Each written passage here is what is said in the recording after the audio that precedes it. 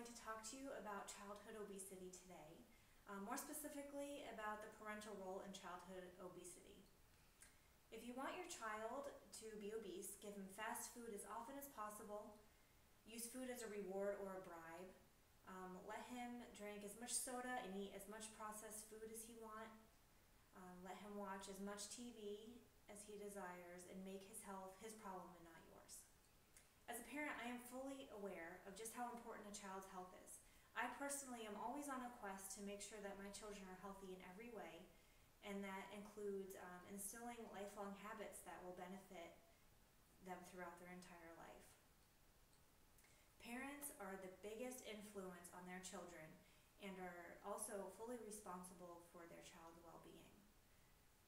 Childhood obesity authors Larimore, Flint, and Halliday state that the home and family environments are major factors affecting the child's knowledge, beliefs, attitudes, and practice regarding food and eating habits. I have conducted my research for this topic through a book called Supersized Kids: How to Rescue Your Child from the Obesity Threat, and also through online articles like Pediatric Nursing, Seton Law Hall Review, and Psychology Today. Today I will explain how important and crucial a parent's role is in fighting and preventing childhood obesity. In order to do this, I will first need to explain the medical threats associated with childhood obesity. I will explain what influence parents have on their children, and finally, what resources are available to fight this epidemic. I'm going to explain a little bit about the medical risks associated with being obese as a child. According to the Centers for Disease Control and Prevention, obese youth are at an increased risk for high blood pressure, high cholesterol, diabetes, and cardiovascular disease. In a Psychology Today article published in June of 2013, Romeo Vitelli states that obesity also has an effect on the brain. So obesity can cause sleep apnea, self-esteem issues, depression, and social and psychological problems.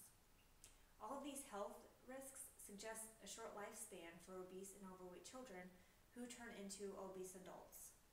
These health issues that obese children face used to be exclusively adult health issues.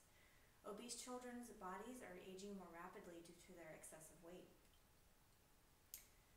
So now that you have a better understanding of how dangerous childhood obesity is, I would like to explain the parental role in raising a healthy child. If in a harsher reality of raising an obese child, a question that arises is, should parents be criminally charged with medical neglect if their child is morbidly obese? So elaborating on that a little bit more is another question of if parents can be criminally charged with not feeding their child enough food, should they also be charged criminally for overfeeding their child? These are both forms of malnutrition. There's an article in Seton Hall Law Review about Jerry Gray, whose 15-year-old son weighed 555 pounds. Jerry was charged with medical neglect due to her son's health. Jerry was a single mother with low income, and she could not afford health insurance or even gas to get to her son's doctor's appointments. Pediatricians believed that her son was in imminent risk of losing his life. Her son was taken away from her and placed in foster care, and Jerry was deemed a felon. Professor Kelly Lang argues that each state has a responsibility to protect every child. Helpful state intervention is more beneficial than removing the child from the parents.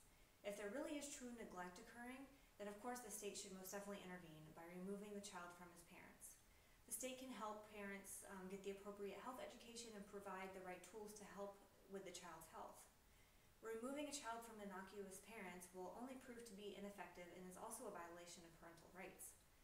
Placing a child in foster care can take a major toll on the child mentally, even possibly leading to more weight gain. While not every parent of an obese child should be accused of child neglect, there is some level of poor parenting going on in order to have an obese child. Now that you're more aware of the level of responsibility parents have in their child's health, let's discuss measures of prevention and remedies in childhood obesity. In an article published in the Naples Daily News in June of 2014, one mother was fed up with the school lunch choices at her child's schools. In her research of how to resolve this, she came across Wholesome Tummies, which is an Orlando-based cafe. This cafe offers lunch delivery service for kids. So she decided to open her own franchise in Naples. For a reasonable cost, parents can simply place an order for their child's lunch online, and then the service delivers the healthy lunch to the children at their school by lunchtime. On a more national level, Michelle Obama launched the Let's Move campaign in 2011. This campaign's focus is to provide information to create a healthy start for children and empower parents and caregivers to improve access to healthy and economical foods, and also to promote physical activity. Another local program in Collier County is called 95210 Let's Go. And this program was actually created by my children's pediatrician through the Safe and Healthy Children's Coalition. The numbers stand for 9 hours of sleep, 5 hours of fruits and vegetables, 2 hours or less of screen time, 1 hour of physical activity, and 0 sugary drinks and tobacco. So this program promotes good health and lifelong habits, not only for children, but for the entire family as well. And there are also numerous weight loss programs and weight loss camps that are geared towards overweight children as well.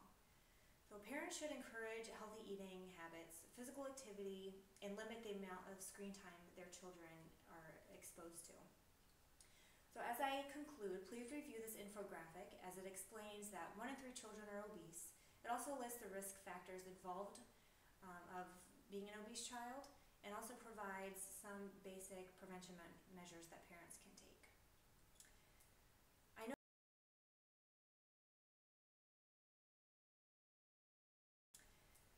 I know that this topic of childhood obesity is quite controversial, but it is way too important to ignore. Parents need to educate themselves from the many resources that are available to them, and the main duty of a parent is to raise a healthy child.